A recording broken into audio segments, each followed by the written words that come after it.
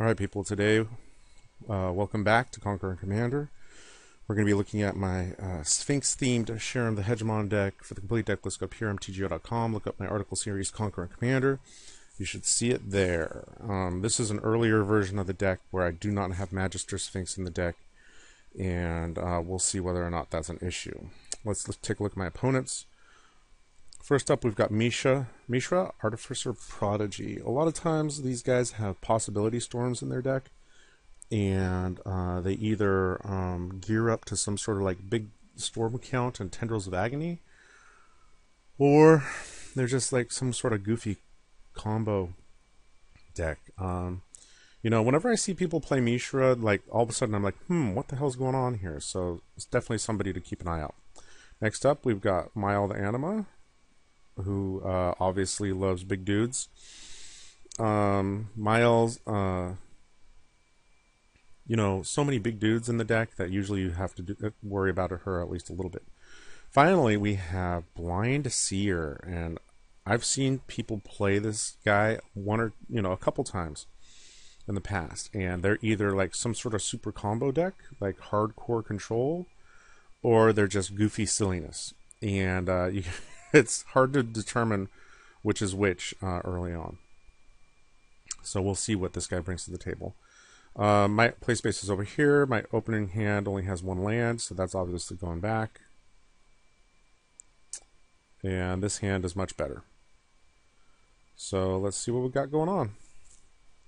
Mayael starts off with the first turn Skull Clamp. I draw into Bojuka Bog and play a first turn Soul Ring. First turn Elixir of Immortality for Mishra. Boros Signet for Mayael. Grim Monolith for me, and I'll play an island. So I'm going to Consecrated Sphinx next turn unless people can stop me. Cold Steel Heart for Mishra. On black. There's Mayael, who gets Skull Clamped. Now don't forget, people, if you Skull Clamp your commander, the only way you actually draw the cards is if you let your commander go to the graveyard. If you exile it and put it back in the command zone, Skull Clamp on your commander does nothing. Other than, I guess, pump your commander. Blind Seer cycles a card. I go ahead and throw the Sphinx out there. I was expecting like a counterspell from the Seer, but especially because the Seer had 2 islands up, but that didn't do anything. So I'm going to be drawing a bunch of cards now. Let's see what happens. Phyrexian Metamorph. Oh, okay, yeah. Mishra played Phyrexian Metamorph copying the Grim Monolith, and I'm not sure if that was a tactical decision, that he just needed more mana, or he just didn't want to draw the cards. Not 100% sure. But if he did do the Sphinx, then we would have gotten a Sphinx off, and that's always a pain in the ass.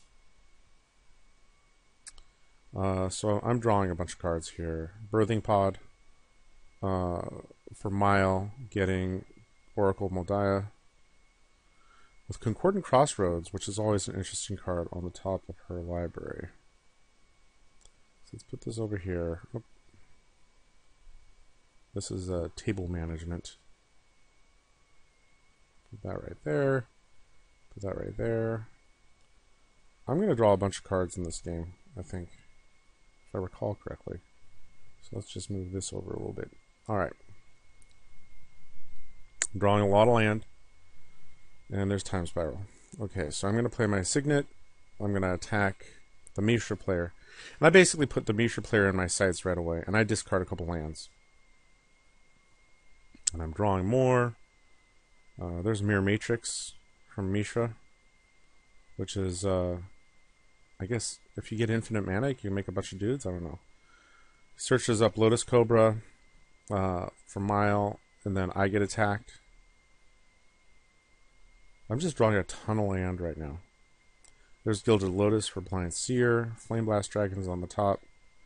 I searched up a land. I play Bitter Blossom. And a couple Signets. And there's Tezzeret. Tezzeret got counterspelled though. And then I attacked the Mishra player. I think it was just counterspell, right? Oh, it was negate. Tezzeret got negated. Sad times for me. Alright. So I dump more land into my graveyard. Mishra is starting to pump up little dudes.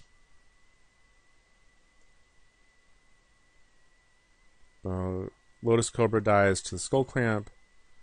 I'm going to be drawing more things now.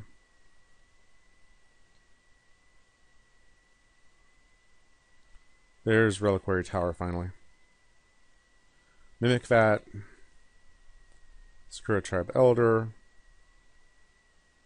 I'm still drawing a ton of cards. Nobody has answered Sphinx yet. Blind Seer, I'm not sure what she's doing. Or he's doing. So, I just need to start... I want to start dumping my hand. If I can here. Land tax isn't going to do much for me. So I play Mana Vault. And I attack Mishra again. And then I play Propaganda. And Blind Seer considered countering the Propaganda. Because he's got Hinder in hand, and he hinders my Sphinx Summoner. Alright, fine, whatever. And then I play Pilgrim's Eye. And I'm going to search up another land. And I played Reliquary Tower. So now I'm not worried about dumping my hand. Or getting rid of... lands. I'm still drawing cards. Still drawing a ton of cards. Mishra plays another... or makes another mirror. And taps out. Mayael ramps by sacking the Sakura Tribe Elder. There was a Woodfall Primus on the top of his library. But first he's going to play Sylvan Primordial. Alright, let's look at my... I've got Bitter Blossom and Propaganda. Those are probably the two things I would kill on mine. So let's see. But there's a Spell Crumple from Blind Seer. So Blind Seer definitely has a decent amount of counter spells. Alright. Let's see what Blind Seer does. I'm still drawing cards. Recurring Insight targeting me. So, okay, now here's the issue, right? I probably only have, like, 70-something cards in my deck, maybe. And I don't need to draw every card right now. I guess if I was more hardcore, I could, but I just don't need to.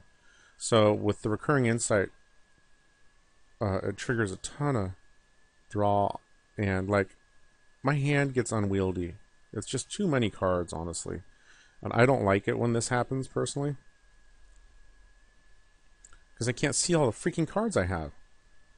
And then Blind Seer plays Soul Ring. So first I Swords to Plowshares. Oh, that's right. I go to Swords to Plowshares the Oracle, because I just want to dump my hand. And Mayael concedes. So Mayael's out. Mishra's still around. Blind Seer's still around. And I'm still around. And I've got like a ton of junk in my hand. Just a metric ton. I know I've got to worry about the counter spells from the Blind Seer. And he's got to discard a bunch of cards. Chrome Shell Crab, an Island, Rite of Replication, Curse of the Swine, whatever. So,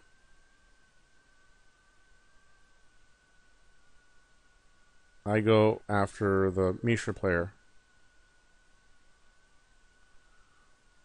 And the Mishra player is like, I don't even know why I'm playing. Turn 3 Sphinx is pretty stupid. I'm like, yeah, well, it wasn't a turn 3 Sphinx. I think it was like a turn 4. Doesn't matter. It's still, nobody can answer it. So there's Revoke Existence, targeting the Lotus. I'm basically trying to draw out a counterspell. And it resolves, so I don't think he has a counterspell. So then I play Ghostly Prison, and then I play Time Spiral, just to get rid of all these. Alright, and I don't need to draw all these. Like, I'm playing like fast and loose right now. I just don't feel like I need to really draw all those cards. And I'll give everybody a new hand, and we'll just move on from there. Alright. This game lasts longer than it should, mainly because I screwed up. And I'm just drawing tons and tons of land. And unfortunately, I can't put that many into play. He cascades with Ethereum Horn Sculptor into Soul Ring.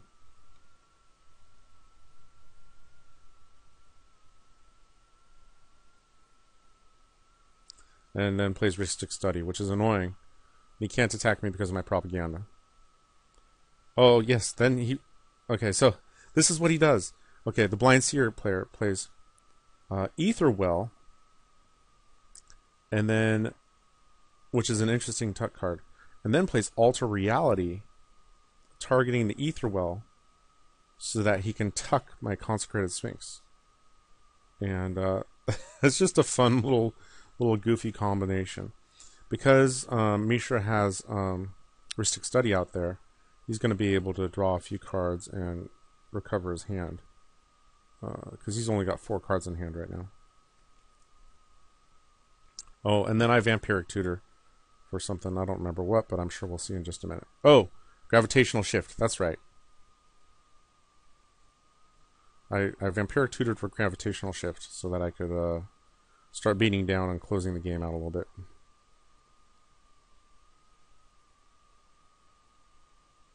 There's Recurring Insight for Blind Seer. He's going to have to discard a bunch of cards still. But he doesn't play anything. That's the interesting thing. It's like,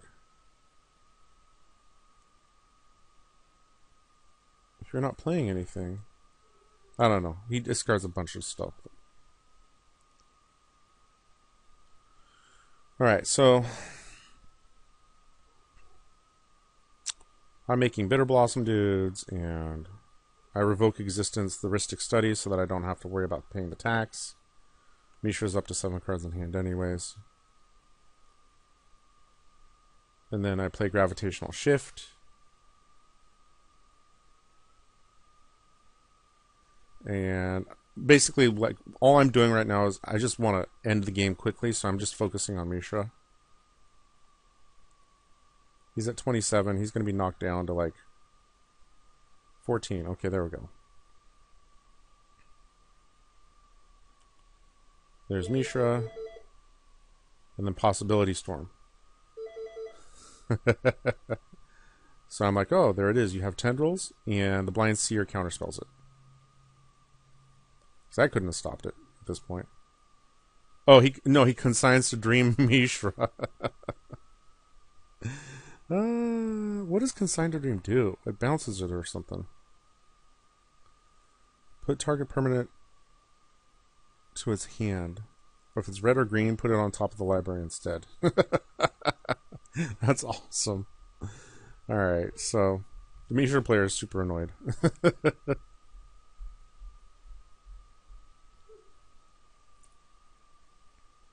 And then he plays Lodestone Golem, which dumps into Mishra.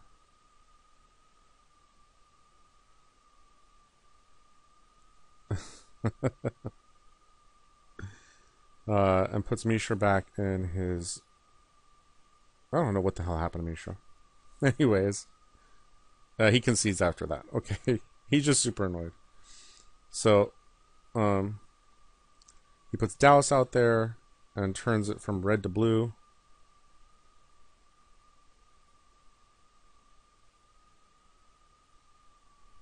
So now it's just a matter of time.